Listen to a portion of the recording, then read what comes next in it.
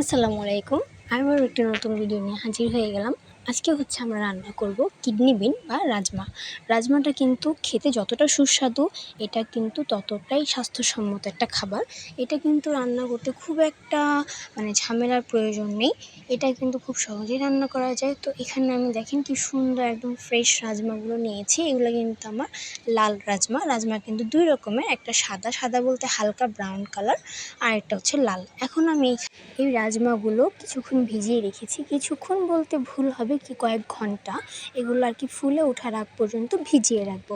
তো এগুলো এই যে আমি ভিজিয়ে রেখেছি, তারপর খুব ভালো করে ধুয়ে আমি এখানে একটা বড় এলাচ, দুটো বড় এলাচ, তারপরে দুটো দারচিনি, তেজপাতা এগুলো একসাথে পানির মধ্যে দিয়ে সামান্য পরিমাণ লবণ দিয়ে সিদ্ধ করে নেব, যতক্ষণ না রাজমাগুলো খুব সুন্দর করে সিদ্ধ হয়ে যায়। এই যে দেখেন খুব সুন্দর করে সিদ্ধ হয়ে আসছে।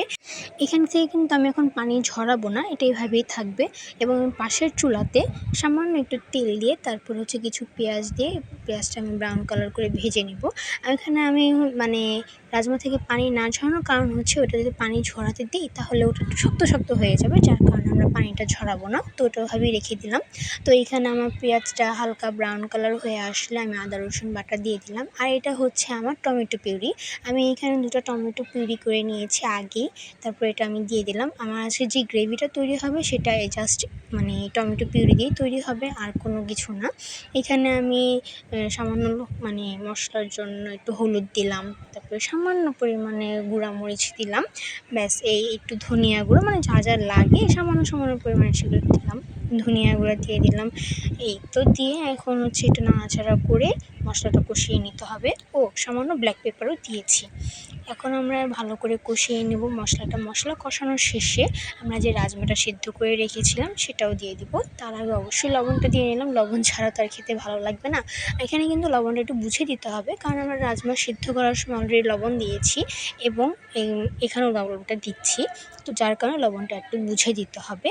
তো এই যে আমার রাজমা দিয়ে দিলাম আমি এর মধ্যে। তো সামান্য নাড়াচাড়া করে আমি এখানে অল্প কিছু পানি দিব, আর এখানে অবশ্যই ঠান্ডা পানি ব্যবহার করব না, আমি একটু গরম পানি ব্যবহার করব, কিন্তু অত ফুটানো পানি না, একটু গরম, হালকা গরম একটু পানি আমি ইউজ করছি এখানে।